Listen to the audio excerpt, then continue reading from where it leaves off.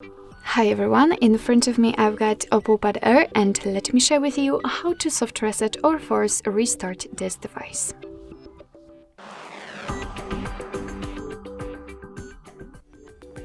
So if you've got the situation that the device does not respond to your touches and you cannot do anything because it simply freezes, then you can try to soft reset it. So your device will be forcefully restarted, and after turning on, it should get back to its normal state.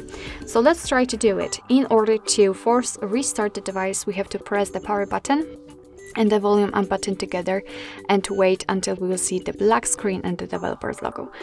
So let me try to do it. Let me press both of those buttons simultaneously, and as you can see, we have to ignore this restart and power off options because we have to pretend that we cannot tap on them. So keep pressing, and as you can see, we've got the black screen.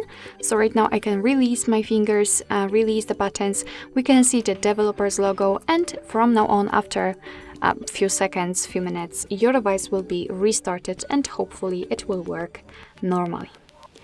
So basically that's all. This is how to soft reset your OPPO Pad Air. Thank you so much for watching. I hope that this video was helpful, and if it was, please hit the subscribe button and leave the thumbs up.